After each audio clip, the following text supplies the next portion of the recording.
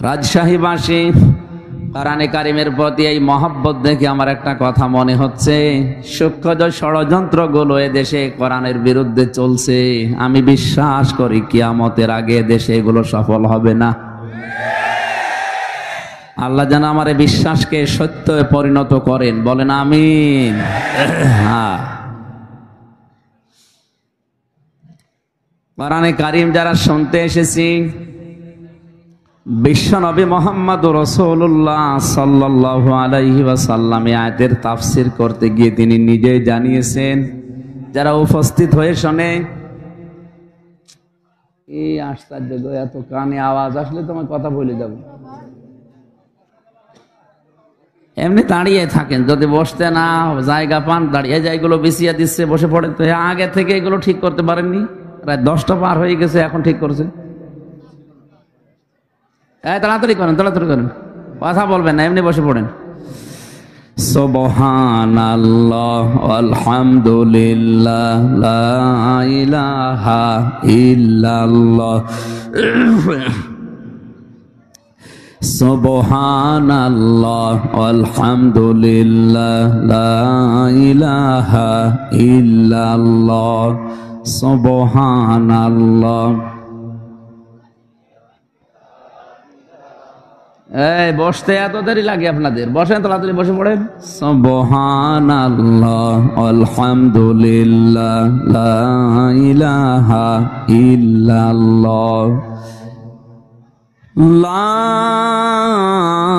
ইলাহা ইল্লাল্লাহ মুহাম্মাদুর রাসূলুল্লাহ। রাজশাহীবাসী, আল্লাহ পাক বলেন, মানুষ যখন বাড়ি থেকে এই নিয়তে বের হয়েছে যে আল্লাহ আজকে আমি মাঝগ্রাম কোরআনের এই অনুষ্ঠানে যে তাওবা করে ভালো হয়ে যাব। কি আশ্চর্য না!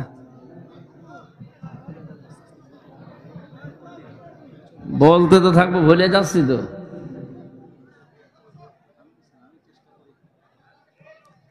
এইভাবে করলে হবে না, আমি মোনাজাত করে দিই।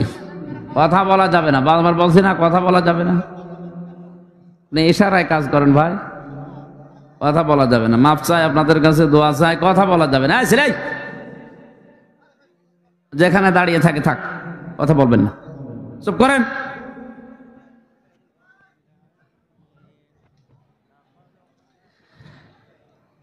কোরআনে কারীম জানিয়েছে, ইল্লা মান তাবা ওয়া আমানা ওয়া আমিলা আমালান সালিহান ফাউলাইকা ইউবাদদিলুল্লাহু সাইয়্যাতিহিম হাসানাত ইলা আখির আয়াত। আল্লাহ পাক সূরা ফুরকানের এই 70-71 নাম্বার আয়াতে জানিয়েছেন, কোন মানুষ যদি এই নিয়ত করে বাড়ি থেকে আসে, আল্লাহ আমি আজকে তাওবা করে ভালো হয়ে যাব।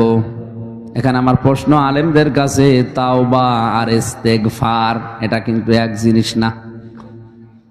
এই দুইটার শব্দ অক্ষর আলাদা আলাদা। ইস্তেগফার আপনি সব সময় করতে পারেন, আস্তাগফিরুল্লাহ আস্তাগফিরুল্লাহ, আল্লাহুম্মা গফিরলি, আল্লাহ আমাকে মাফ করে দাও।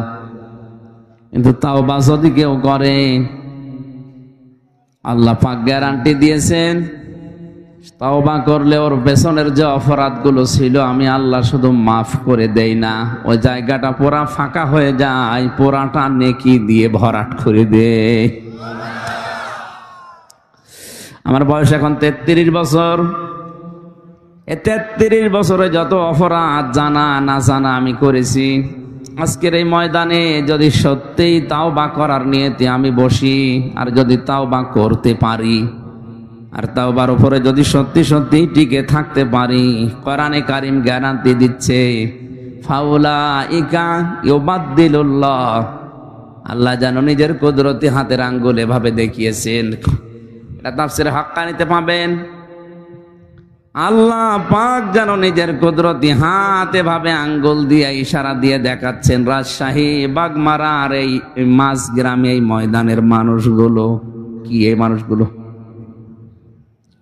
যারা তাওবা করার নিয়তে বসে আছে, ফাউলাইকা ইউবাদদিলুল্লাহ বাদদালা ইউবাদদিলু তাবদিলান ফাহুয়া মুবাদদিলুন, এটা বদল হয়ে যাবে, পাল্টিয়ে যাবে, পরিবর্তন হয়ে যাবে। সাজ্জিয়াতিহিম হাসানাত, দুইটাই বহুবচন। যত গোনা ছিল পুরা উল্টিয়ে ওইটাই নেকি দিয়ে পাল্টিয়ে দেব আমি আল্লাহ। এবার আমাদের প্রশ্ন হচ্ছে তাওবা ইস্তেগফার তো সব সময় করছি, আল্লাহ আমারে মাফ করো, আমাকে মাফ করো, আস্তাগফিরুল্লাহ। গফার থেকে শব্দটা ইস্তেগফার বা ইস্তেফাল, আর তাওবা এটা কিন্তু ওই শব্দ না। আপনি যদি সত্যি এখানে বসে আজকে তাওবা করার নিয়ত করেন, কত বড় বিশাল একটা বেনিফিট পাওয়া যাচ্ছে। জাকিরুল ইসলাম শান্টু সাহেব 50 বছর বয়স মনে করেন, 50 বছরের দুনিয়ায় যত অপরাধ করেছে, যে ধরনের অপরাধ হোক, সব আজকে কোরআনের ইজ্জতে তাওবার খাতিরে আল্লাহ মাফ করে জায়গাটা নেকি দিয়ে ভরাট করে দেবে। এটা কি এমনি এমনি দেওয়ার কথা? তাওবাটা কি জিনিস? তাহলে আমাদের দেশে বিভিন্ন দরবারে গেলে মানুষকে তাওবা পড়ায় পীর সাহেবরা, যে আস্তাগফিরুল্লাহ রাব্বি মিন কুল্লি যামবি ওয়া আতুবু ইলাইহি, হয়ে গেল না। এটা তাওবার একটা বাক্য। কোরআনে কারীম জানিয়েছে কোন মানুষ যদি সত্যি তাওবা করে তাহলে তাকে 2টা শর্ত মানা লাগবে, আর একটা সময় মেনটেন করা লাগবে। সূরা জুমার 24 নম্বর পারার 3 নম্বর পৃষ্ঠার 12 নম্বর লাইনের 53 নম্বর আয়াতে আল্লাহ দলিল দিয়েছেন, আমরা তাওবা যদি করতে চাই শর্ত মানা লাগবে কয়টা? আরো জোরে বলেন। সময় একটা। শর্তগুলো কি কি এবার দেখেন তো। এত বড় বিশাল লাভের জিনিস আল্লাহ আমাদেরকে ময়দানে আসার কারণে দিচ্ছে, এটা খেলা করার জন্য না। ওয়ানিবু ইলা রাব্বিকুম ওয়াসলিমু লাহু মিন ক্বাবলি আইয়াতিয়াকুমুল আযাবু সুম্মা লা তুনসারুন। এটা তাফসীরে ফি জিলালিল কোরআনে পাবেন। সাইয়্যিদ কুতুব শহীদ রহমাতুল্লাহ আলাইহি তাফসীর করতে গিয়ে লিখেছেন, কোন মানুষ যদি সত্যি তাওবা করে তাকে ফিরে আসা লাগবে 1 নম্বরে আল্লাহর দিকে। কার দিকে? এই শব্দটা শুনতে যত সহজ মনে হচ্ছে, প্র্যাকটিক্যাল লাইফে শব্দটা মিলানো অত সহজ না। কোন মানুষ যদি বলে আল্লাহ আমি তোমার দিকে ফিরে আসলাম, এ কথা বলার কারণে তার জীবনে অনেক কিছু ছাড়া লাগতে পারে। কথার ওজন টের পাচ্ছেন আপনি? না না, কথার ওজন টের পাওয়ার কথা আলেমদের। এ পৃথিবীতে কেউ যদি বলে আল্লাহ আমি তোমার দিকে ফিরে আসলাম, ওর জীবনে বহু জিনিস ছেড়ে দেওয়া লাগতে পারে। হয়তো এতদিন লাল পানি খেয়েছে, অনেক আনন্দে ছিল, ওই লাল পানি ছেড়ে দেওয়া লাগবে না? লাগবে না? এতদিন মেয়ে বউ বেটার বউকে বেপরদায় চালিয়েছে, কেউ যদি বলে আল্লাহ তোমার দিকে ফিরে আসলাম, ওইটাও ছেড়ে দেওয়া লাগবে। আর ওইটা ছেড়ে দেওয়া কি অত সহজ? আপনি যদি আজকে যে বলেন আমি আল্লাহর দিকে ফিরে এসেছি, তওবা করে এসেছি ময়দান থেকে, আর তোমাদেরকে এভাবে রাস্তায় যেতে দেব না, এমনও বউ আছে বলবে তোর ভাত আমি খাবো না। শব্দটা বলা যত সহজ ছিল, প্র্যাকটিক্যালি মিলানো অত সহজ। সূরা বুরুজের তাফসীরে পড়েছিলাম, ওই যে জালিম বাদশার নাম আমরা শুনেছি, তাকে ইউনূস, এই লোকটা জীবন্ত মানুষদেরকে অগ্নিকুণ্ডের ভেতরে যখন ফেলছিলেন, একটা ছোট মাসুম বাচ্চাকে প্রথমে যখন ফেলে দিয়েছে, তার মা কান্নাকাটি করছিল। আগুনের ভেতর থেকে বাচ্চাটা আওয়াজ দিচ্ছে, মা এটা আগুনের কুণ্ডলী না, এটা ফুল বাগান। তুমিও আমার মতো লা ইলাহা ইল্লাল্লাহ শব্দটা উচ্চারণ করে চলে আসো, আমার মতো তুমিও বাগানে থাকতে পারবে। এ দৃশ্য দেখে ওই বাদশার যে মন্ত্রী ছিল, সেও ছিল জালেম। এ দৃশ্য দেখার পরে চিন্তা করছে, প্রচন্ড অগ্নিকুণ্ডের ভেতরে, এ প্রজ্বলিত আগুনের ভেতরে যদি এ কালিমা পড়ার পরে ফুল বাগান মনে হয়, আমার জীবনের মন্ত্রিত্ব পাওয়ার পরও আমি এরকম বাগান পাইনি।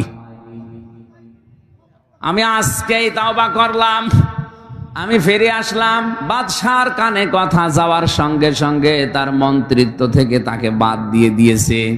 এত বড় কঠিন জিনিস হারানোর পরেও কিন্তু সে তাওবা ত্যাগ করেনি। আর আপনি আজকে এখান থেকে আনিব ইলা রব্বিকুম এ শব্দ শোনার পরেই মনে করছেন তো সহজ শব্দ, আল্লাহর দিকে ফিরে আসা, এ আর কি আপনি মিলিয়ে দেখেন আপনার জীবনে কত কিছু ছেড়ে দেওয়া লাগতে পারে। 2 নাম্বার শর্তটা আরো কঠিন, আসলিমু লাহু, আত্মসমর্পণ করা লাগবে। এটা শিখিয়েছিলেন আমাদের জাতির পিতা হযরত ইব্রাহিম নবী আলাইহিস সালাম। আত্মসমর্পণ আল্লাহর বিধানের সামনে কি করে করা লাগে তার জীবনে 50টা পরীক্ষা দিয়ে তিনি আমাদেরকে দেখিয়েছেন। وَإِذِ ابْتَلَى إِبْرَاهِيمَ رَبُّهُ بِكَلِمَاتٍ فَأَتَمَّهُنَّ قَالَ إِنِّي جَاعِلُكَ لِلنَّاسِ إِمَامًا قَالَ وَمِنْ ذُرِّيَّتِي قَالَ لَا يَنَالُ عَهْدِي الظَّالِمِينَ। সূরা বাকারার 124 নম্বর আয়াতে আল্লাহ বলেন, আমি ইব্রাহিমকে পদে পদে পরীক্ষা নিয়েছি জীবনে। এখানে আয়াতে আমার আল্লাহ 50টা পরীক্ষার নাম দিয়েছেন। এটা তাফসিরে ফি জিলালিল কোরআনে পাবেন। প্রতিটি পরীক্ষায় হযরত ইব্রাহিম নবী উত্তীর্ণ হয়েছিলেন। তার ঈমানের যে পরীক্ষা ছিল, ঈমানের পরীক্ষা ছিল 10টা, আমলের পরীক্ষা ছিল 30টা, তার খাসলাত বা অভ্যাসের পরীক্ষা ছিল 10টা। এই 50টা পরীক্ষা পড়া কোরআনে আল্লাহ সাজিয়েছেন। আমি জেলখানায় 3টা বছর বসে বসে মাওলানা মামুনুল হকের সাথে আমি এই বিষয়গুলো শেয়ার করে করে সাবজেক্টগুলো বানিয়েছিলাম। 50টা পরীক্ষা যদি তাফসীর আকারে একটা একটা করে বলা হয় 50 দিন লাগবে, এত কথা আছে। ঈমানের পরীক্ষা মহান আল্লাহ তাকে 10টা নিয়েছিলেন। আমার তো বিষয়ে কথা নাই, জন্য আমি শুধু টাচ দেই। আমলের পরীক্ষা নিয়েছিলেন তার জীবনে 30টা। সূরা আহজাবের 34, 35, 35 নাম্বার আয়াতে আল্লাহ বিষয়গুলো তুলে ধরেছেন। সূরা তাওবার 111 নাম্বার 12 নাম্বার আয়াতে এগুলো আল্লাহ তুলে ধরেছেন। সূরা মুমিনুনের 1 থেকে 12 নাম্বার আয়াত পর্যন্ত আল্লাহ বিষয়গুলো তুলে ধরেছেন। 30টা পরীক্ষায় তিনি 30টাই পাশ করেছিলেন। তার শরীরের ভেতরে স্বভাব সংক্রান্ত কিছু বিষয় আল্লাহ পরীক্ষা নিয়েছিলেন 10টা পরীক্ষায় তিনি উত্তীর্ণ। এই 50টা পরীক্ষায় পাশ করার পরে আল্লাহ তাকে ঘোষণা দিয়ে জানিয়েছেন, তোমাকে আমি মানব জাতির জন্য নেতা ইমাম বানিয়ে দিলাম। হযরত ইব্রাহিম সঙ্গে সঙ্গে বলেছিলেন, আল্লাহ নেতৃত্ব দেওয়ার এই গুণাবলী এটা কি শুধু আমিই পেয়েছি, নাকি আমার সন্তান আদি দুনিয়ায় যারা আসবে তারাও এটা পাবে যে তারাও নেতৃত্ব দিতে পারবে? ভালো করে শুনবেন। আমার সন্তান আদি যারা আছে তারা কি নেতৃত্ব দিতে পারবে মানব জাতিকে? আল্লাহ পাক সঙ্গে সঙ্গে জবাব দিয়েছিলেন, ক্বালা লা ইয়ানালু আহদিজ জালিমিন। এই যে ইয়ানালু এটা মোসারে, বর্তমান ভবিষ্যৎ, প্রেজেন্ট ফিউচার। আহাদ মানে অঙ্গীকার করা, ওয়াদা করা। আল্লাহ বলেন কোন জালেমের জন্য আমি আল্লাহর কোনো অঙ্গীকার নেই, ওয়াদা নেই। তার মানে আয়াত দিয়ে আল্লাহ ফতোয়া দিয়েছেন কিয়ামত পর্যন্ত কোন জালেম পৃথিবীর মানব জাতির নেতৃত্ব দিতে পারবে না। অথচ আজ পৃথিবীর বড় বড় জালেম যারা, তারাই নেতা হয়ে বসে আছে। তারা আজ ইমানদারদেরকে নিষেধ করে যে তোমরা এ লাইনে আসার দরকার নেই। আরে ভাই, আপনি তো জুলুম করছেন আপনার নফসের উপরে, আপনি জুলুম করছেন আপনার জনগণের উপরে, আপনি জুলুম করছেন ফিলিস্তিনের মানুষের উপরে। আপনার জন্যে এ শব্দটা বলা মানায় না, তোর জন্যে। এই নেতানিয়াহুর মতো এই জঘন্যতম বেয়াদবকে আপনি বলা সাজে না, ওরে বলা লাগবে তুই। তোর জন্য পৃথিবীতে নেতৃত্ব দেওয়াই জায়েজ নেই। তোর অনুসারী দুনিয়াতে যারা আছে তাদেরও নেতৃত্ব দেওয়া হারাম। আপনি কি মনে করছেন ওরা আল্লাহ একজন আছে বিশ্বাস করে না? করে। কেন? অহংকার করে, হিংসা করে শুধু আমাদের নবীকে ওরা মানে নাই, এই জন্য ওদের উপরে আল্লাহ নিজে লানত দিয়েছেন। দলালাত, গমরাহি এই শব্দটা ওদের উপরে চাপিয়ে দিয়েছেন। প্রতিদিন আমরা লক্ষ লক্ষ মুসলমানেরা ওদের জন্য বরদোয়া করি, গায়রিল মাগদুবি আলাইহিম ওয়ালাদ-দাল্লিন। এই শব্দটা বলা হয় না? 17 ওয়াক্ত নামাজ, 17 রাকাত নামাজ যদি কেউ ফরজ নামাজও পড়ে প্রতিদিন, সুন্নত নফল মুস্তাহাব নাও পড়ে, শুধু ফরজ নামাজ পড়ে, তাও 17 বার এই বরদোয়া আপনি ইহুদি খ্রিস্টানদের উপরে দিতে আসেন 5 ওয়াক্ত নামাজে। আর যদি নফল সুন্নত পড়েন, ওয়াজিব পড়েন, তাহলে কয়েকশো বার আপনার মুখ দিয়ে আল্লাহ একটা কথাই বের করে নিচ্ছে, বলো যে ধর্মে, খ্রিস্টান ধর্মে মুহাম্মদুর রাসূলুল্লাহ আসে নাই, এই কারণে তারা জানার পর অহংকার করে, হিংসা করে মানত না। যে সত্যকে সত্য জানার পরে যদি কেউ হিংসা করে, অহংকার করে না মানে, যে হিংসা করে, অহংকার করে মানে না, এগুলো এক প্রকার ইহুদি খ্রিস্টানদের মতো। রাজশাহী বিভাগে নেই।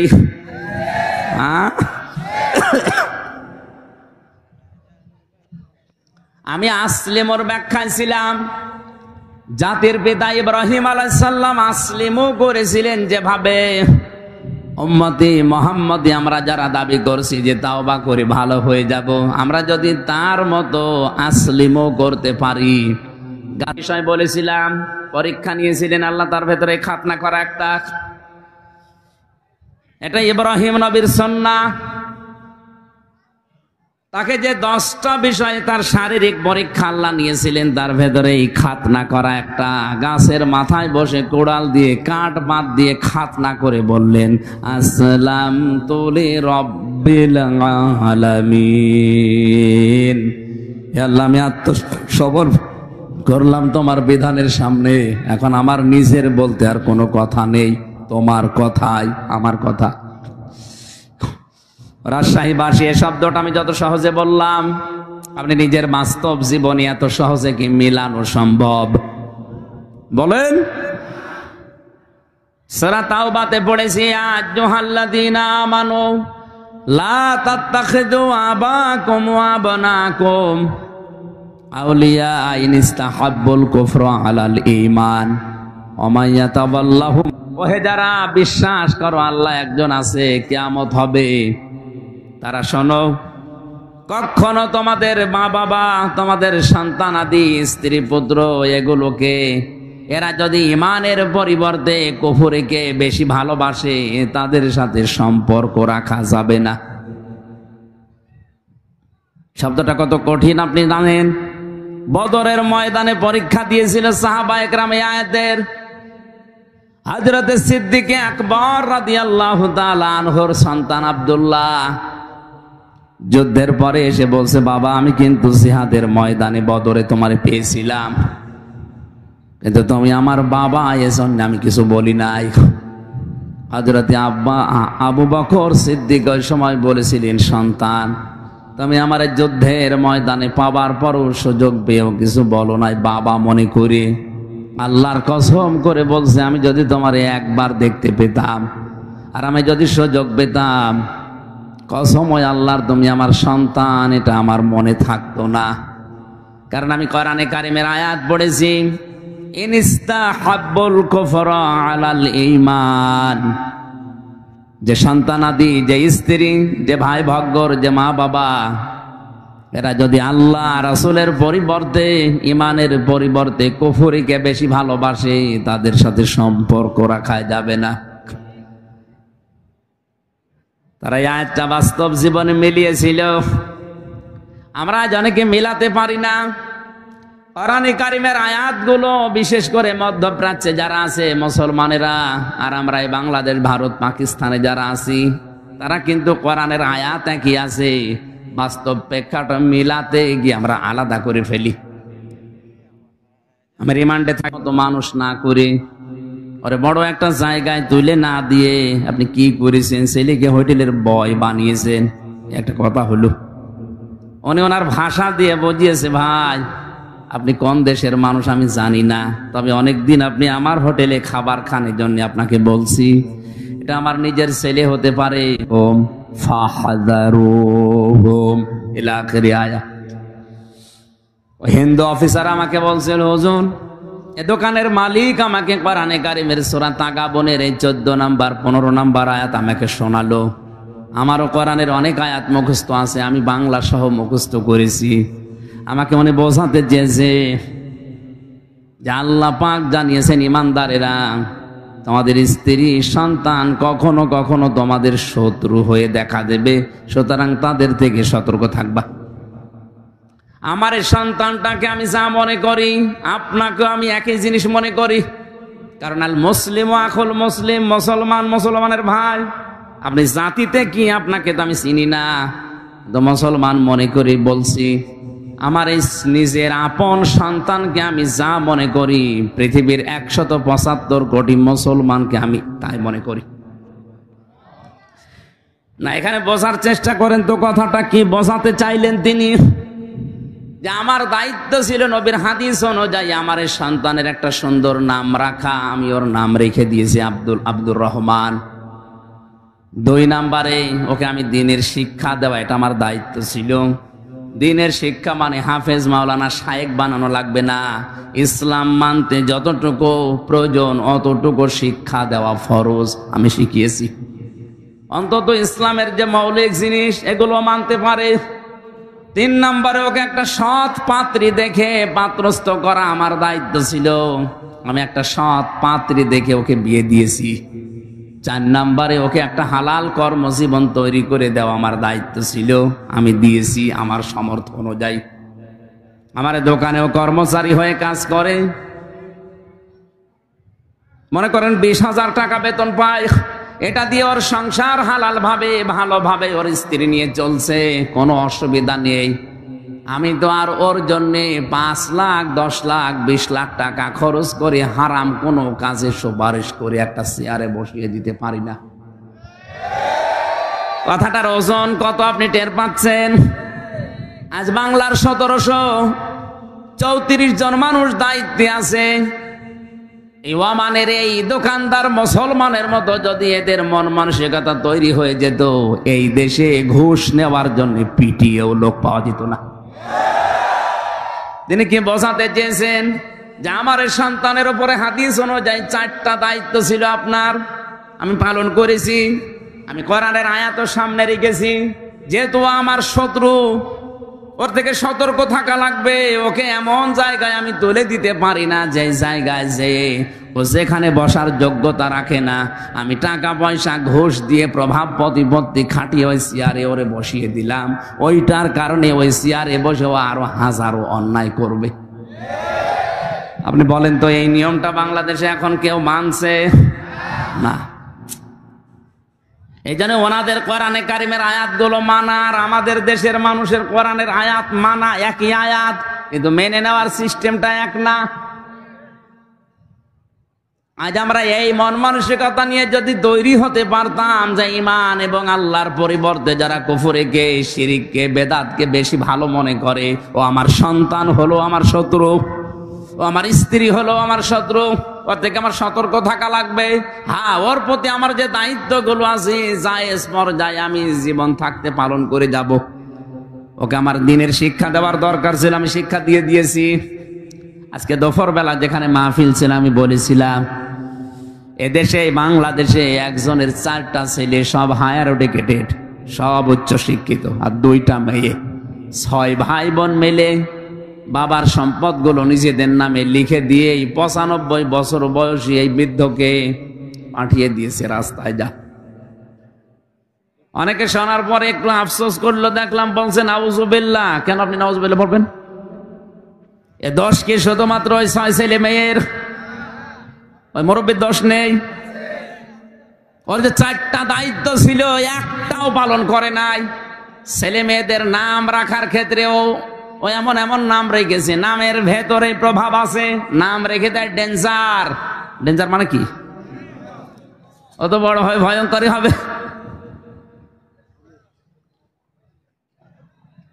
নাম রেখে দিয়েছে বুলেট, অত যারে তারে মারবে। নামের একটা প্রভাব আছে।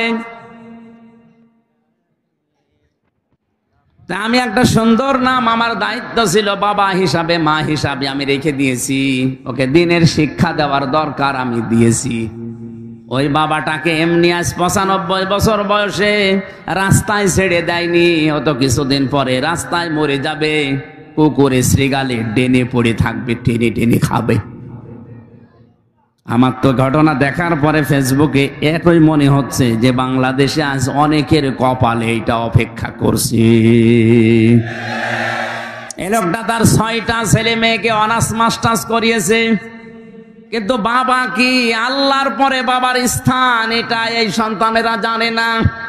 এমন শিক্ষা ব্যবস্থায় শিক্ষিত করেছে, যদি ওরে আপনি প্রথমে 3 বছর কোরআন শেখাতেন এই 6টা ছেলে মেয়েকে, দুনিয়া একদিকে চলে গেলে ওই 95 বছর বয়সী বৃদ্ধ বাবাকে রাস্তায় ছেড়ে দিত না। আমাদের শিক্ষা ব্যবস্থায় যেহেতু সিস্টেমগুলো এখন অনেকাংশে নেই, আমরা নিজেরা মুসলিম হিসাবে সচেতন হয়ে, আমি গ্যারান্টি দিচ্ছি আপনাকে, কোরআন সামনে নিয়ে ছেলে মেয়ে হোক 3টা বছর তাকে কোরআনে কারিমের শিক্ষাটায় রাখেন। এরপরে এটাকে ডাক্তার, ইঞ্জিনিয়ার, বৈজ্ঞানিক যাই বানাবেন বানান, ও যত বড় হবে কোনো দিন ও এইটা ভুলবে না যে আপনি কিন্তু আল্লাহর পরে আপনার স্থান। এখনো পর্যন্ত যদি ওই মুরব্বীর মতো রাস্তায় শেষ বয়সে আসতে না চান, ডেনে পড়ে মরে কুকুরের খাবার হতে না চান, ছেলে মেয়েদেরকে এখনো 3 বছর কোরআনে কারিমের শিক্ষায় অভ্যস্ত করেন। দোকানদার ওনাকে বলছে, ভাই আমি 3 বছর আমার কোরআনে কারিম শিক্ষার যে ব্যবস্থা আমাদের শিক্ষা ব্যবস্থায় ছিল, আমার সন্তানকে আমি শিখিয়েছি। ও ইসলামের মৌলিক বিষয়গুলো এখন জানে, যে 5 ওয়াক্ত নামাজ পড়া লাগে, রোজা রাখার আগে রমজানে সম্পদ এই পরিমাণ থাকলে যাকাত দেওয়া লাগে, এই পরিমাণ সম্পদ থাকলে হজ করা লাগে, আল্লাহর পরে মার বাবার স্থান, এই মৌলিক বিষয়গুলো ওর জানা আছে, আমি ওকে জানিয়ে দিয়েছি। 3 নম্বরে ওকে একটা সৎ পাত্রী দেখে আমি পাত্রস্থ করেছি। বিয়ে দেওয়ার সময় আমি ওর শ্বশুরের কাছ থেকে যৌতুক নেইনি। যে সমস্ত বাবা আর মারা ছেলে মেয়েকে বিয়ে দেওয়ার সময় যৌতুক নেন, আপনি ছেলেকে মেয়ের বাবার কাছে বিক্রি করে দিয়েছেন। আপনি হয়তো টের পাচ্ছেন না গোপনে কি হয়। যৌতুক নিয়ে যারা বিয়ে করে ওরা সারা জীবন ওই স্ত্রী লোকের কাছে গোলামের মতো থাকে। কিছু হলেই কিন্তু রাতে খোঁটা দেবে। এই কথা বলছেন না কেন? আপনি তো ছেলে বিয়ে দেননি, ছেলেকে আপনি বিক্রি করে দিয়েছেন। আমার ছেলেকে আমি ওই করি নাই, আমার ছেলেকে আমি একটা সৎ পাত্রী দেখে যৌতুক নেইনি, বিয়ে দিয়ে এনেছি। আর আমাদের দেশে যৌতুক নেইও। 4 নম্বরে ওকে আমি একটা হালাল কর্মজীবন আমার সামর্থ্য অনুযায়ী তৈরি করে দিয়েছি। আজ বাংলার প্রতিটি বাবা, প্রতিটি দায়িত্বশীল যদি এই মনে করে কোরআনের এই আয়াতটা, সূরা তাগাবুনের এই আয়াতটা মেনে নিত, বাংলাদেশে আল্লাহর কসম ঘুষ চলতো না। প্রত্যেকটি মানুষের ভেতরে এই সেন্স থাকতো যে কার জন্য আমি করব। আমার ছেলের জন্যে, আমার গ্রামের ছেলের জন্যে, কুষ্টিয়ার জেলার ছেলের জন্যে, রাজশাহীর ছেলেও তা, কুষ্টিয়ার ছেলেও তা, আমার নিজের আপন ছেলেও তা, সবই আমার কাছে সমান। শত্রু হলে আমার নিজের ছেলেও শত্রু হতে পারে, শত্রু হলেও কুষ্টিয়ার ওই ছেলেও শত্রু হতে পারে। কথা বলেন না কেন? আল্লাহ আমাদেরকে কোরআনের আয়াতটা এইভাবে অনুধাবন করে মানার তৌফিক দান, বলেন আমিন।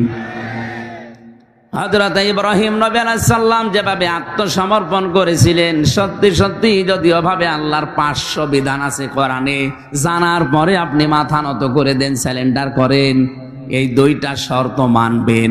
কখন? মিন ক্বাবলি আইয়াতিয়াকুমুল আযাবু সুম্মা লা তুনসারুন। আল্লাহ পাক বলেন ওই আযাব আসার পূর্বে তোমার এই দুইটা শর্ত মানা লাগবে, যখন তোমাদেরকে আর সাহায্য করা হবে না। রাজশাহীবাসী মন খুলে বলেন, আমাদেরকে সাহায্য করা হবে না কখন? মরণের সময়। কখন? বলেন বলেন। আর মরণ তো আসবে 71 সালে। কখন? 41। এখন বসে আসি, দাঁড়াতেও না পারি, কথা বলেন না কেন? সুতরাং আমাকে শর্ত মেনে নেওয়া লাগবে দুইটা, সময় মেনটেন করা লাগবে একটা। শর্ত তো আমরা কম বেশি জানলাম, অনেকে মেনে নেওয়ার সিদ্ধান্ত হয়তো নিয়েছেন যে আল্লাহর দিকে আমি আজকে ফিরে আসব, আল্লাহর বিধানের সামনে আমি আত্মসমর্পণ করব। এতে যদি অনেক কিছু ছেড়ে দেওয়া লাগে আমি রাজি আছি। ইব্রাহিম নবী ছাড় দিয়েছিলেন না? তার বাবাকে ছেড়ে দিয়েছেন। যখন আগুনে ফেলছিল ওই কঠিন মুহূর্তে তিনি তাকিয়ে দেখলেন যে চড়কা আছে, চড়ক গাছ, এটা তার বাবা পর্যন্ত ধরে ঘোরাচ্ছে। তিনি কেঁদে ফেললেন, ডাক দিয়ে বলে, রব্বুল আলামিন, দুনিয়ায় বিপদে পড়লে মানুষ বাবা আসে সাহায্য করার জন্য, আর আমি আজকে দেখতে পেলাম আমার বাবা নিজে আমাকে আগুনে ফেলার জন্য নিজে চড়ক গাছ ধরে ঘোরাচ্ছে। আমার বিশ্বাস হয়ে গেছে আসমান জমিনে তুমি ছাড়া আর কেউ নেই, মাবুদ তুমি আমাকে বাঁচাও। ফেরেশতা এসেছিল, তিনি নেননি। আল্লাহ পাক তার এই ঈমানটা দেখার পরে আগুন পর্যন্ত ফুল বাগান বানিয়ে দিয়েছেন। সালামান শব্দ দিয়ে পুরা আগুনের বাগান, আগুনের কুণ্ডলকে আল্লাহ সালামান দিয়ে বেহেশতের বাগান বানিয়ে দিয়েছেন। আমার রাজশাহীবাসী, আমি আবার বলছি, এই শর্ত দুইটা যদি সত্যি আজকের এই ময়দানে এসে আমরা মেনে নেওয়ার সিদ্ধান্ত নিতে পারি, আর সময়টা যদি মেনটেন করতে পারি যে না 41, 71 না, এখনই মরণ এসে যেতে পারে, সুতরাং আমি এখনই পরিবর্তন হয়ে গেলাম। আল্লাহর ঘোষণা মিথ্যা হবে না। বাড়ি যাওয়ার আগে আপনাকে মনে হবে যে আপনার মা কেবল প্রসাব করেছে, আপনি বেগুনা ব্যক্তির মতো হয়ে যাবেন। এই নিয়তেই তো আমরা এসেছি নাকি? বলেন। আল্লাহ পাক আমাদেরকে সূরা ফুরকানের এই 71 নম্বর আয়াত আমাদের জীবনে যেন কার্যকর করে দেন, বলেন আমিন। দরুদ আর সালাম পড়ে আজকের তেলাওয়াতকৃত আয়াত, গুরুত্বপূর্ণ দুইটা আয়াত পড়েছি সূরা হিজর থেকে, 43, 44 নম্বর আয়াত। আমার যতটুকু কোরআনের উপরে আয়াত আছে, আমি যতটুকু তাফসিরে আয়াতের উপরে দেখেছি, আমার তো মনে হচ্ছে এই যে গরমে 1-1.5 ঘন্টা না, কিয়ামত পর্যন্ত আয়াতের কথা বললেও কথা শেষ হবে না। এত কথা আল্লাহ লুকিয়ে রেখেছেন, শুধু টান দিয়ে বের করা লাগবে। আজকে আমরা চেষ্টা চালাবো তাফসির আকারে আবিষ্কার করার, ইনশাআল্লাহ। জবান খুলে কোরআন শোনার জন্য পড়েন, আউযু বিল্লাহি মিনাশ শাইতানির রাজিম, বিসমিল্লাহির রহমানির রহিম,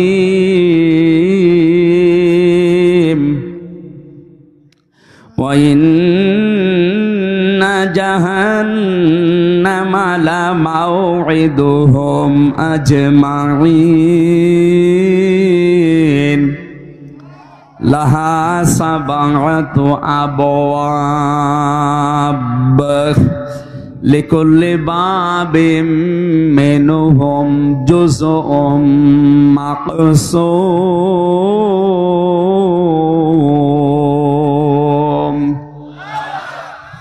সাদাকাল্লাহুল আযীম। সূরা হিজর, কোন সূরা? হিজর মানে পাহাড়ের পাথর। কিসের পাথর? পাহাড়ের পাথর নামে আল্লাহ এই সূরাটা নাযিল করলেন। 99টা আয়াত দিয়েছেন। এ সূরার সর্বশেষ আয়াত হচ্ছে, আল্লাহ পাক বলেন, ইবাদত করতে থাকবা ওই সময় পর্যন্ত যতক্ষণ তোমার কাছে মরণ না আসে। তার মানে ইবাদত এটা শুধু 2-1 দিন 5 দিনের ব্যাপার না, মানুষের জীবনে ইবাদত চলবে ওই সময় পর্যন্ত যতক্ষণ পর্যন্ত মরণ না আসে। এখন ইবাদতটা কি? আমরা অনেকে এখানে ধারণা করে রেখে দিয়েছি। এই সূরার সর্বশেষ আয়াত কি? ওয়া'বুদ, তোমরা ইবাদত করো, রব্বাকা, তোমার রবের। হাত্তা যতক্ষণ ইয়াতিয়াকাল ইয়াকিন তোমার কাছে মরণ না আসে। আমি আয়াতের তাফসীর পড়তে গিয়ে কাবির ফখরুদ্দিন রাজি রহমতুল্লাহ আলাইহির 5টা মন্তব্য পেয়েছি। আমি কি তাফসীর আকারে বলবো না কিচ্ছা বলবো? তাফসীরুল কোরআন মাহফিল আপনি লিখে দিয়েছেন, এই জন্য আমি ওইদিকে যাচ্ছি। যেহেতু ধারণাটা পাল্টাতে হবে এবাদতের, মানুষ মনেই করে এবাদত মানে মসজিদে যতক্ষণ নামাজ পড়ি ওইটা এবাদত, রমজান আসলে যতক্ষণ 11-12 ঘন্টা রোজা রাখি ওইটা এবাদত, হজ করতে গিয়ে যে 4-5 দিন সময় লাগে ওইটা এবাদত, যাকাত শুধু বছরে একবার যে কয় মিনিট দিয়েছি ওইটা এবাদত। কে বলেছে আপনাকে? আল্লাহ পাক বলেন মরণ যতদিন না আসে ততদিন পর্যন্ত ইবাদত করবা তোমার রবের। তার মানে শব্দ থেকে বোঝা যায় ইবাদত শুধু মসজিদের এই 5 মিনিট 7 মিনিট 10 মিনিট না, রমজানের 11-12 ঘন্টা না, অবশ্যই ইবাদত করা লাগবে আজরাইল আসার আগ পর্যন্ত। এই হিসাবে আমি যে খাবার খাই এটাও ইবাদত। কথা বলেন না কেন? কেউ যদি সকালবেলা উঠে নাস্তা করার সময় বলে বিসমিল্লাহির রহমানির রহিম, এই শব্দ বলার পরে মুখে খাবার দেয়, 8 মিনিট 10 মিনিট 15 মিনিট 20 মিনিট ধরে যদি রুটি খায় খাবার খায়, পুরা খাবারটাই হয়ে যাবে ইবাদত।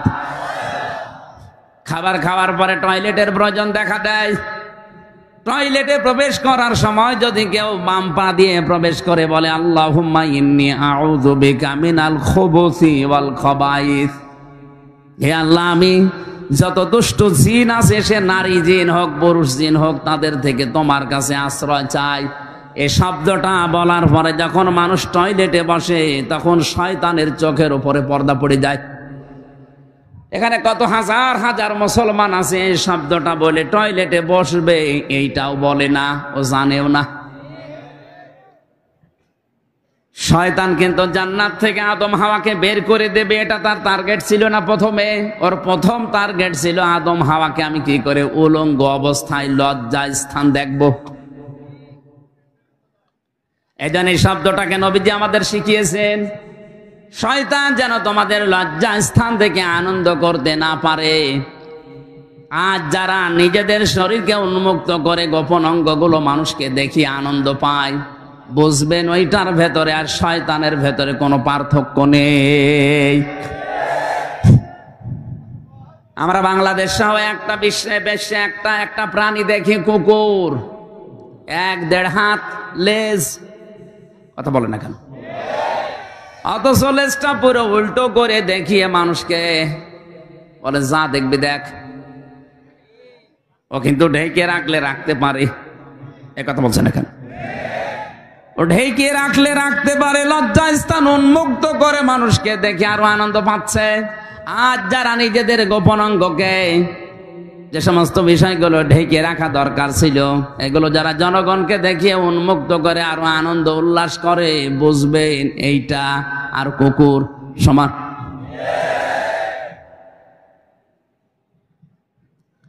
শয়তান সবচাইতে বেশি খুশি হয় যৌনতা ছড়াতে পারলে। যখন দেখে মানুষ উলঙ্গ অর্ধ উলঙ্গ হয়ে রাস্তাঘাটে আসে, শয়তান তখন তাকে জাল হিসাবে ব্যবহার করে।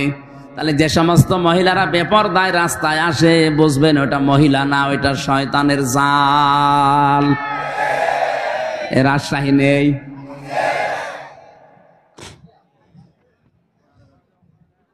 কোন মহিলাকে নবীজি দাজ্জুস বলেন নাই হাদিসে, আর দাজ্জুস লা ইয়াদখুলুল জান্নাহ, এটা মুযাক্কার শব্দ। ওই পুরুষ মানুষ দাজ্জুস যার মেয়ে পর্দার ভেতরে কন্ট্রোলে থাকে না, যার স্ত্রী পর্দার ভেতরে কন্ট্রোলে থাকে না, যার বোন পর্দার ভেতরে কন্ট্রোলে থাকে না, যার মা পর্দার ভেতরে কন্ট্রোলে থাকে না, নবীজি ওই পুরুষকে বলেছেন দাজ্জুস, ওর জন্য জান্নাত হারাম। এই হাদিস অনুযায়ী বাংলাদেশে কত মানুষের উপরে জান্নাতে যাওয়া নিষিদ্ধ, আপনি চিন্তা করে দেখেন। আজকে থেকে আমলটা আমরা ইবাদতটা আরম্ভ করব।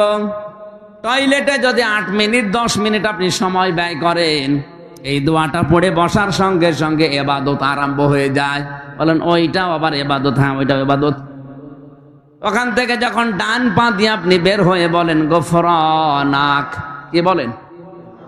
কেন বলেন বলেন তো, এই কথাগুলো ভালো করে বলুন।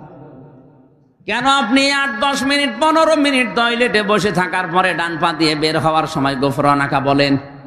আল্লাহকে বলতে চান, মাবুদ আমি এই 10 মিনিট পর্যন্ত তোমার জিকিরের, তোমার তাওবার, তোমার ক্ষমার বাইরে ছিলাম, আমি পড়তে পারি নাই। এই জন্য বের হওয়ার পরে আমি তোমার কাছে বলছি গোফরানাকা, আমাকে আগে মাফ করে দাও। আলহামদুলিল্লাহিল্লাযী, সব প্রশংসায় তোমার। আযহাবা আন্নিল আযা ওয়াফানি, প্রশংসা এই জন্য করছি যে তুমি আমার পেট থেকে গান্ধা জিনিসগুলো বের করে দিয়ে, এই কষ্টদায়ক বিষয়গুলো বের করে দিয়ে তুমি আমাকে নিরাপত্তা দিলে, স্বস্তি দিলে, শান্তি দিলে। এই শব্দটা শুধু বলা না, বাস্তবে যদি আমার আল্লাহ সত্যি এটা বন্ধ করে দিত, টয়লেট যদি কারো বন্ধ হয়ে যায়, প্রসাব যদি বন্ধ হয়ে যায়, ডাক্তার আছে, আমারও কয়েকদিন আগে চট্টগ্রামে থাকাকালীন বন্ধ হয়ে গিয়েছিল প্রসাব। ডাক্তারকে দেখানোর পরে আমারে বলছে 12,000 টাকা খরচ হবে এটা আবার চালু করার জন্য।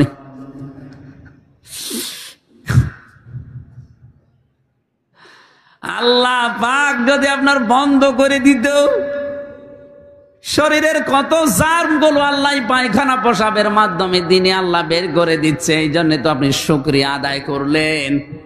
এই যে যতক্ষণ থাকলেন পুরা 8-10 মিনিট আপনার ইবাদত হিসাবে গণ্য হয়ে গেছে। বলেন সুবহানাল্লাহ। এবার আমার আসল কথা, এই খেয়াল করেন, এই যে 7-8 মিনিট আমি যাই বললাম টয়লেট নিয়ে যাওয়া আসা, এই ইবাদতটা নিয়ে অনেকেই কিন্তু আনন্দে আছে যে না অসুবিধা নেই, এ তো ভালো কথাই বলছে। আরে ভাই, 8-10 মিনিট টয়লেটে থাকা যদি ইবাদত হয়, বিশ্বনবী যে 10 বছর কোরআন দিয়ে রাষ্ট্র চালালেন, এটা ইবাদত না? এটা শুনলে আপনার গায়ে জ্বালা করে। তাহলে আমি কি খালি টয়লেটের ওয়াজ করব?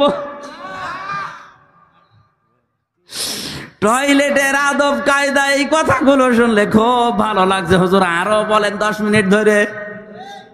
10 মিনিটে যদি আপনি আনন্দ পান, 10 বছরে আপনার আনন্দ আরো বেশি পাওয়া দরকার। ওই আনন্দটা আমরা দুনিয়ার বিষয় মনে করে ছেড়ে দিয়েছি।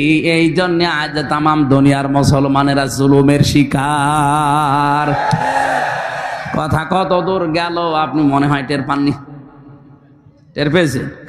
সুতরাং ইবাদত শুধু টয়লেট না, ইবাদত শুধু প্রসাব পায়খানা না, ইবাদত এই পৃথিবীকে কোরআন দিয়ে চালানো ইবাদত। যতদিন আজরাইল না আসে এই দায়িত্ব আমাকে পালন করতেই হবে, পালন করাই লাগবে। এই সূরার মূল কথা, শেষের কথা এইটাই ছিল। আমি পড়েছি 43 আর 44 নাম্বার আয়াত। এর উপর প্রথম থেকে আল্লাহ আলোচনা করেছেন আদম আর হাওয়াকে নিয়ে, তাদেরকে বানানো, তাদেরকে সেজদা দেওয়া, তাদেরকে কিছু শেখানো, এই সমস্ত কথাগুলো ছিল। আল্লামা আদম আল আসমা কুল্লাহা সুম্মা আরাদাহুম, এই আয়াতের ব্যাখ্যায় আমরা অনেকেই মনে করি আদম এবং হাওয়াকে মহান আল্লাহ পাক শুধু নাম শিখিয়েছিলেন আদমকে, এই কচু, আলু, পটল, ঝিঙ্গা না। ওনাকে যত গুরুত্বপূর্ণ বিষয় দুনিয়াতে আছে, সব ন্যায় এবং অন্যায়ের মৌলিক বিষয়গুলো একটা ক্লাসে আল্লাহ তাকে শিখিয়েছিলেন।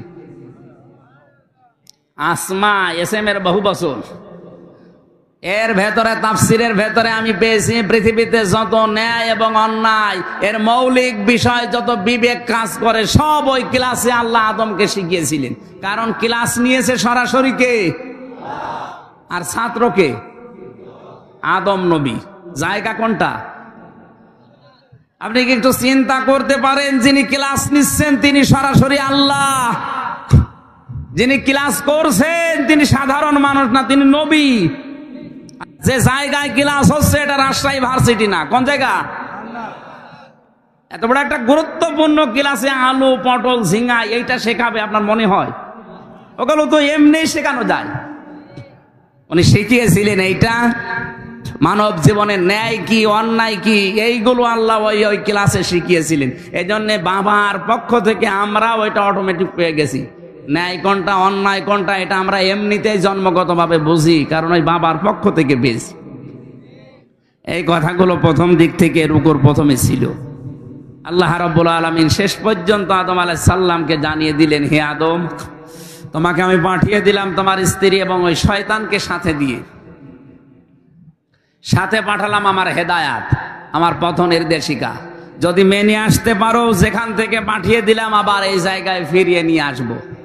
আর যদি মেনে নিয়ে আসতে না পারো, ওয়া ইন্না জাহান্নামা লামাউইদুহুম আজমাইন, যারা মানবে না তাদেরকে ওই শয়তানের সাথে একত্রিত অবস্থায় জাহান্নামে পাঠাবো। কোন জায়গায় বলেন বলেন। এবার আলোচনা শুরু করছে আয়াত থেকে।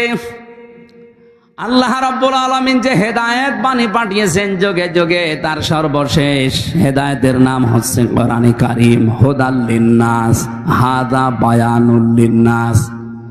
এই কোরআনে কারীম থাকার পরেও যারা আল্লাহর বিধানগুলো মেনে চলতে পারে না, ব্যর্থ হয়, ওই মানুষগুলোকে আল্লাহ শয়তানের সাথে জাহান্নামে একত্রিত করবেন। এখানে আজমাইন বহু বচন দিয়েছেন। যে জাহান্নামে আল্লাহ প্রবেশ করাবেন, ওই জাহান্নামের বর্ণনা এবার দিচ্ছেন। লাহা সাবাতু আবওয়াব, এই হার মারজা ওই জাহান্নামের দিকে, কারণ আয়াত শুরু হয়েছে জাহান্নাম দিয়ে। আল্লাহ বলেন এই জাহান্নামের দরজা 7টা। জাহান্নামের দরজা কয়টা? সারা জীবন আমরা এখানে অনেকেই পড়েছি জাহান্নাম 7টা, জান্নাত 8টা। কোন জায়গায় পেয়েছেন আপনি? এই যে জাকিরুল ভাই, কোনদিন পেয়েছেন যে জাহান্নাম 7টা, জান্নাত 8টা? পেয়েছেন? কোন জায়গায় পড়িয়েছেন? শুনেছেন শুধু? কোরআনে কারিমে সূরা হিজরের 44 নম্বর আয়াতে আল্লাহ দলিল দিচ্ছেন জাহান্নামে একটা, তার দরজা 7টা, জান্নাত একটা, দরজা 100টার উপরে। আমরা হয়তো 8টা বেশি জানি তাই বলি, আমরা 7টা বেশি জানি তাই বলি এগুলো, কিন্তু জাহান্নামের স্তরও অনেকগুলো আছে। এই আয়াতের ভেতর আল্লাহ 7টার বর্ণনা দিচ্ছেন। লাহা সাবাতু, সাবাতু মানে কি? 7। বাবের বহু বচন আবওয়াব, জাহান্নামের দরজা 7টা। লিকুল্লি বাবিম মিনহুম জুজউম মাকসুম, দুনিয়াতে যে যে ধরনের অপরাধ করবে আল্লাহ তাকে ওই দরজা দিয়ে প্রবেশ করিয়ে শাস্তি দেবে। প্রত্যেকের জন্য আলাদা আলাদা দরজা আছে। এখানে প্রাইমারি স্কুল না কি যেন দেখলাম, তাহলে 1 থেকে 5 পর্যন্ত এই প্রাইমারিতে পড়ায়, এর আলাদা আলাদা ক্লাসরুম আছে না? কথা বলেন। যে যেই শ্রেণীতে পড়বে ওই দরজা দিয়ে সে প্রবেশ করবে। ক্লাস 1-এ পড়ে, 5-এ যে ক্লাস করতে পারবে? তো 5-এ উঠতে হলো এখনো 5 বছর পড়া লাগবে। এখানে স্কুল কয়টা আছে বলেন তো? বলেন বলেন।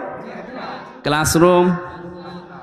আল্লাহ পাক বলেন জাহান্নামও একটা, এর দরজা 7টা। লিকুল্লি বাবিম মিনহুম জুজউম মাকসুম, দুনিয়াতে যে যে ধরনের অপরাধ করছেন তাকে আল্লাহ ওই দরজা দিয়ে প্রবেশ করিয়ে ওই রকম শাস্তি দেবে। এখন কোন দরজা দিয়ে প্রবেশ করলে কিরকম শাস্তি হয়, এটা আজকে কোরআনে কারীম থেকে জেনে যদি দেখি আমি এই দরজায় যাওয়ার উপক্রম হয়ে গেছে, আমি এই দরজা দিয়ে প্রবেশ করার উপযুক্ত, তাহলে এখনো তো তওবা করার সময় আছে।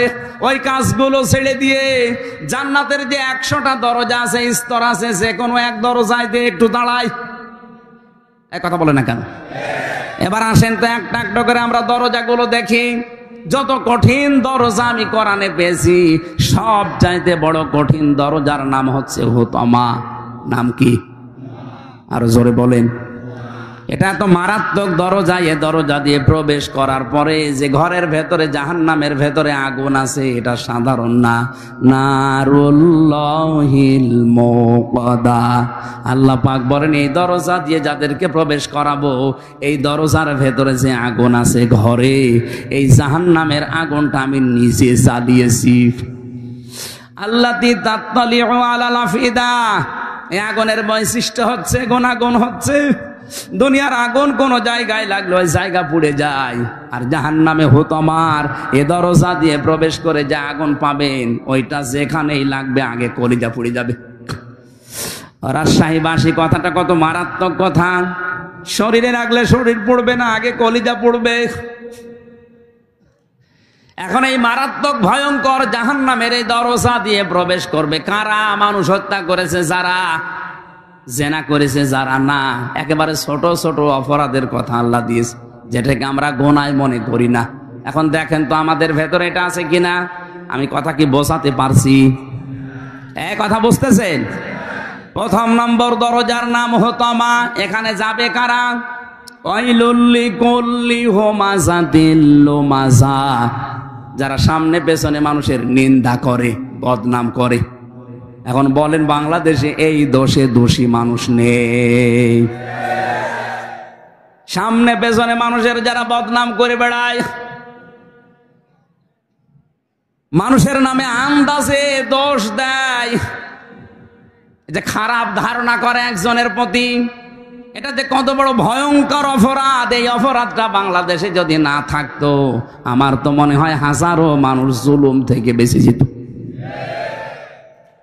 আমার জীবনে যে 3টা বছর কেটে গেল জেলখানায়, আমারও তো ধারণার উপরেই, কিচ্ছু জানি না ও বিষয়ে, আন্দাজে বলছে তুমি এটা করতে পারো, তোমার কথা শুনে এরকম করেছে, এই ধারণা করে আমারে আপনি খাটালেন, অথচ আমি কিছুই জানি না ও বিষয়ে।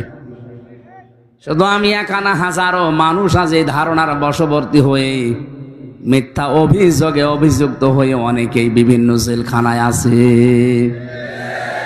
জমি জায়গা নিয়ে মারামারি ছিল, গন্ডগোল ছিল, এখন আর পেরে উঠছে না, করবে কি? 4 বছরের নাতি দিয়ে এর নামে ধর্ষণের মামলা দিয়ে জেল খাটাচ্ছে 7 বছর। আপনার বিশ্বাস না হলে আপনি রাজশাহী চলেন।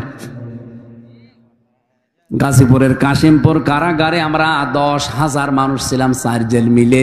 আমার মনে হয় নারী পুরুষের এই ধর্ষণ মামলাটাই প্রায় ওখানে 3,000। সব এরকম, কিচ্ছু জানে না। হয়তো মারামারি হয়েছিল 10 বছর আগে, ওরে ঘায়েল করবে কি দিয়ে? কিছুই পায় না। যখন 3 বছরের ছোট নাতি দিয়ে ওর নামে ধর্ষণের মামলা চালিয়ে 7 বছর জেলে দিয়েছে। মানুষের প্রতি একটা ধারণা করা কত খারাপ, মারাত্মক। তাফসিরের ভেতর থেকে এবার শোনাচ্ছি শিক্ষার জন্য। এটা যারা করছেন তারা থামেন, নাই তো আপনার জন্য হোতামা নামক দরজা কিন্তু উন্মুক্ত হয়ে আছে। ওই দরজায় যে ফেরেশতা আছে তার নাম মালেক। নাম কি? ও কিন্তু দাঁড়িয়ে আছে, যেই যাবেন বলবে এদিকে আয়। কেন আসলি হোতামায়? এ জায়গায় কেন আসলি? এটা তো খারাপ জায়গা, আল্লাহ জ্বালিয়েছে আগুন। তুই দুনিয়ায় থাকতে কথাগুলো শুনিস নাই? কাল্লা লায়ুম বাজান্না ফিল হোতামা ওমা আদরাকা মাল হোতামা। আপনি জবাব দিতে পারবেন না, এই জন্য জবাব আমি এখন দিয়ে দেই। আন্দাজে কারো সামনে পেছনে বদনাম করবেন না, উল্টা পাল্টা ধারণা কারো উপরে করবেন না। ধারণা করা এটা যে কত বড় মারাত্মক অপরাধ। ইমাম মালিক রহমতুল্লাহ আলাইহির জামানার একটা কাহিনী আমি তাফসিরে পেয়েছি। একটা মহিলা মারা গেছে, তাকে ধোয়ানোর জন্য পাশের বাড়ির এক মহিলা এসেছে লাশ ধোয়াবে। ভালো করে শিক্ষা নেওয়ার জন্য শুনবেন। টয়লেট পরিষ্কার করিয়েছে, হঠাৎ এই রানের উপরে যে হাত দিয়েছে, হাত গেছে আটকে, আর ছড়ে না। বহু চেষ্টা করছে, কয়েক ঘন্টা ধরে হাত ছড়ছে না। এলাকায় যিনি ইমাম সাহেব ছিলেন তিনি ফতোয়া দিলেন, এক কাজ করেন, এই জীবিত মহিলার তো হাত কাটা যাবে না, এই মরা মহিলার চামড়া কেটে ওখান থেকে বাদ দিয়ে দেন। মৃত মহিলার স্বামী আর সন্তান বলছে, না, আমার স্ত্রীও ভালো, আমার মাও ভালো। মারা গেছে সে নেককার মহিলা, তার লাশ কেটে এখন বাদ দিয়ে দেবেন চামড়া, আমরা মানি না। দরকার হয় যদি বেশি প্রয়োজন হয় ওই মহিলার হাত কেটে বাদ দিয়ে দেন। ওই মহিলার স্বামী বলছে, না, আমার স্ত্রী নেককার, আমার মন মতো। আমি এখানে একটা প্রশ্ন করছি, আমি স্বামী সহ যত স্বামী বসে আছে, কোরআন আমার সামনে আছে, 100% আল্লাহকে সাক্ষী রেখে গ্যারান্টি দিতে পারবেন যে আপনার স্ত্রী আপনার কাছে 100% মন মতো? হাত তোলেন তো একজন দেখি। আন্দাজ হাত তুললে কিন্তু আমি এই ক্যামেরা দিয়ে জিজ্ঞাসা করব। সম্মানিত মা বোন, আমি হাসির খোরাকে দেয় না। থামেন, এত বড় বড় নেতা এখানে বসে আছে, কই হাত তোলা সাহস পাচ্ছে না? জাকির ভাই বলতে পারছে না যে আমার বউ আমার কাছে 100% মন মতো? আমিও পারছি না। আমি ভয়তে হাত তুলি, কারণ রেকর্ড হচ্ছে, ম্যাডাম আমার বাড়ি বসে দেখছি না। সম্মানিত মা বোনেরা যারা বসে আছেন, কারা জানি না বিভিন্ন মহিলা প্যান্ডেলে, আর এটা তো মহিলা প্যান্ডেলে 10,000 20,000 মহিলা না, তামাম পৃথিবী এখন লাইভ চলছে। এটা লক্ষ লক্ষ মহিলারা এখন এর সামনে বসে আছে। এখানে যদি 50,000 মানুষ থাকে, একটা বুড়ো মানুষ হাত তুলেছে, ও আজ বাদে কাল কবরে যাওয়ার কথা। ও বললেই কি আর না বললেই কি, এতগুলো মানুষ আমরা কেউ যাই বলেছে আল্লাহর দিকে সাক্ষী রেখে বলেন, কেউ আর হাত তুলতে সাহস পাচ্ছে না। তার মানে জান্নাতে যাওয়া মহিলা এখন কম না বেশি? ওই একটার বউ শুধু যাবে।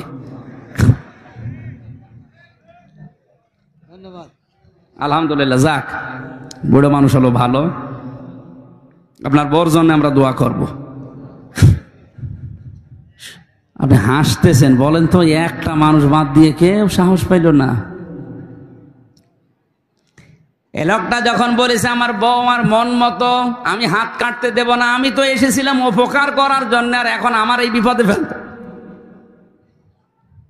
তখন বলছে ঠিক আছে এভাবে থাকো, পোশাক পায়খানা তো প্রয়োজন হয়েছে এই মহিলার, কিন্তু হাত তো ছড়ে না, কি করবে। শেষে ওই দেশের প্রধান বিচারপতি ছিলেন ইমাম মালিক রহমতুল্লাহ আলাইহি, মদিনায় তিনি বাস করেন। ঘোড়ায় নিয়ে তাকে ঘোড়ায় চড়িয়ে নিয়ে আসা হচ্ছে। এই মহিলার কাছে পর্দা দিয়ে ঘিরে দিয়ে প্রশ্ন করছে ইমাম মালিক, হে আল্লাহর বান্দি, কি কি হয়েছে সঠিকভাবে বলবা, মিথ্যা কথার আশ্রয় নিলে কিন্তু আমি ধরে ফেলবো। ঘোড়া থেকে প্রথম থেকে একটা একটা করে বলছে, আমি এই করেছিলাম, আমি তো আপন মনে এসে লাশ ধোয়ানোর জন্য প্রসাব পায়খানা পরিষ্কার করিয়ে শুধু রানের উপরে হাত দিয়েছি, আর হাতটা আটকিয়ে গেছে।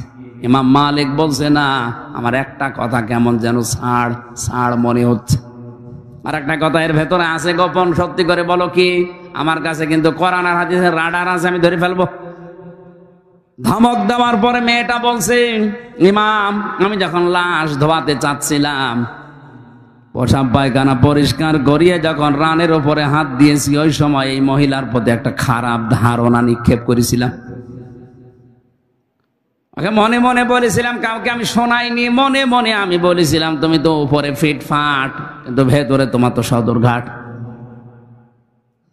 কারণ হচ্ছে এই তোমার বাড়িতে আমি একটা পুরুষ মানুষকে একদিন প্রবেশ করতে দেখেছিলাম, পরবর্তীতে জানতে পারলাম ওইটা আসলেই ওর আপন নিজের বড় ভাইয়ের ছেলে। বলেন তো, ভাইয়ের ছেলে ওই মেয়েটার সম্পর্কে কি হয়? ফুফু। কি হয়? ফুফু বোঝেন? 14 জন মহিলার সাথে, 14 জন পুরুষের সাথে একজন মহিলার দেখা করা যায় যাচ্ছে কয়জন? তার ভেতরে ভাইয়ের ছেলে নেই। এই কথা বুঝতেছেন? এই যে মাহারাম পুরুষ, এই 14 জনের ভেতরে ভাইয়ের ছেলে, আপন ভাইয়ের ছেলে হলে যায় যাচ্ছে। অথচ সেটা আমি না জেনে খারাপ মন্তব্যের উপর নিক্ষেপ করেছিলাম। আল্লাহর নবী জানিয়েছেন, মাংসালিম আল মুসলিমুনা মিন লিসানিহি ওয়া ইয়াদিহি। আমি হাদিসটা প্রথমে পড়েছিলাম। আল্লাহর নবী জানিয়েছেন, ওইটাই তো মুসলমান যার হাতের দ্বারা, মুখের দ্বারা অন্য মুসলমানের নিরাপদ থাকে। তোমার হাতের দ্বারা, তোমার এই মুখের দ্বারা এমন একটা কিছু নিক্ষেপ করেছিলে যেটার দ্বারা এই মহিলার উপর একটা কলঙ্কের দাগ পড়েছে তার চরিত্রে, অথচ ওই দোষ এই মহিলা করে নাই। যে পুরুষকে তুমি বের হতে চেয়ে দেখেছিলে, ওটা তার আপন ভাইয়ের ছেলে, ওটা তার ফুফু হয়। কি হয় বলেন বলেন? ফুফুর সাথে মায়ের সাথে কোনো খারাপ ধারণা করে মেনে নেওয়া যায়? আর এটা জায়েজ আছে। শেষ পর্যন্ত তুমি যখন এই ধারণাটা মুখ দিয়ে মনে মনে নিক্ষেপ করেই দিয়েছো, মহান আল্লাহ তোমাকে ছাড়ে নাই, এ পাপের শাস্তি দুনিয়ায় পাঠিয়েছে। সূরা নিসা 5 নম্বর পারা 15 নম্বর পৃষ্ঠা 13 নম্বর লাইনের 112 নম্বর আয়াতে, আয়াতের দলিল আছে, ওমাই ইয়াকসিব খাতিয়াতান আও ইসমান সুম্মা ইয়ারমি বিহি বারিয়ান ফাকাদ ইহতামালা বুহতানা ওয়া ইসমাম মুবিন। এটা ইবনে কাসিরে আছে। আল্লাহ পাক বলেন, দুনিয়াতে এমন বহু মানুষ আছে নিজে অন্যায় করে, আর অন্যায়টা যখন হয়ে যায় তখন একটা নিরপরাধ মানুষের ঘাড়ের উপরে দোষটা চাপিয়ে নিজে ভালো সাজে। এই দেশে নেই? কথা বলেন না কেন? নিজে অন্যায় কাজ করেন, নিজে ঘুষ খান, নিজে সুদ খান, আর একটা নিরপরাধ মানুষের উপরে দোষটা চাপিয়ে দিয়ে তার জীবনটা নষ্ট করে দেন। আল্লাহ বলেন, ফাকাদ ইহতামালা বুহতানা ওয়া ইসমাম মুবিনা। এরকম অপরাধ যারা করে তারা যেন প্রকাশ্য পাপের বোঝা বহন করে নিয়ে বেড়ায়। আজ হয়তো আমরা এটা দেখতে পাচ্ছি না, তাই যদি আদম নবীর ওই শরীয়ত থাকতো তাহলে গোনাগুলো আজ আমরা দেখতে পেতাম, আপনি রাস্তায় বের হতে পারতেন না। বাংলাদেশে বহু মামলা যারা দায়ের করে, এই মামলাগুলোর আয়ু যারা আছে, মামলাগুলোর বাদী যারা আছে, আমার তো মনে হয় হাজারো মানুষ ধরা খেত, রাস্তায় বের হতে পারতো না। তুমি যখন এই অন্যায়টা করেই ফেলেছ, তোমার শাস্তি আছে কোরআনে কারিমে দুইটা। والذين يرمون المحصنات ثم لم يأتوا بأربعة شهداء فاجلدوهم 80 ولا تقبلوا لهم شهادة আবাদা ইলা আখিরি আয়া। সূরা নূরের 4 নম্বর আয়াতটা তিনি তেলাওয়াত করলেন। উপস্থিত স্বামী দুইজন আছে, ওর স্বামী আর মৃত মহিলার স্বামী, দুইজনকে বললেন আমি প্রধান বিচারপতি এই দেশের, কোরআনে কারিম দিয়ে রায় দিয়ে দিলাম, এই মহিলা যদি নিরপরাধ কোন নেককার মহিলার উপরে জেনার তহমত, ধর্ষণের তহমত, ব্যভিচারের তহমত লাগায়, আর যদি 4 জন সাক্ষী জোগাড় করতে না পারে, তাহলে তার প্রথম শাস্তি 80টা বেত মারা। 2 নাম্বার, কোনদিন তার সাক্ষী আর কবুল হবে না, আদালতে গ্রহণ করা হবে না। ওর যেহেতু সাক্ষী নেই, তাহলে 80টা বেত মারা লাগবে এখন, আর জীবনে বেঁচে থাকতে ওর সাক্ষী আর আদালতে গ্রহণ হবে না। এই আয়াতটা যদি আজ বাংলাদেশের সংসদে 53 বছর আগে কায়েম থাকতো, এই কথা বলছেন, কত মানুষের সাক্ষী এমনি বাতিল হয়ে যেত। আমরা মামলার চার্জশিট দিয়েছে, বিচার শুরু হবে। বলেন তো এই মামলায় কিছুই আমি জানি না, আনসার আর কি যেন নাম দিয়েছো, জীবনে ছাতা নাম ওর শুনি নাই। এখন এই মামলায় যারা সাক্ষী দেবে, মামলার আয়োজনই আছেন, অবশ্যই সাক্ষী তো আস, নাই তো রিপোর্ট দিল কি করে? এই সাক্ষী যারা দেবে, কোরআন আমার সামনে, আল্লাহর কসম, এ মামলায় যারা সাক্ষী দেবে, বলেন একটা কথা সত্য বলতে পারবে না, সব বানিয়ে মিথ্যা কথা বলা লাগবে। যারা কোনো নিরপরাধ মানুষের উপরে কোনো দোষ চাপিয়ে, ওটা যদি সত্যি সত্যি না হয়, প্রমাণ না হয়, তাহলে 2টা শাস্তি কোরআন তাদের দিয়েছে, 80টা বেত মারা লাগবে। 2 নম্বরে, জীবনে আদালতে তার কোনো সাক্ষী মরণ পর্যন্ত কবুল হবে না, গ্রহণ হবে না।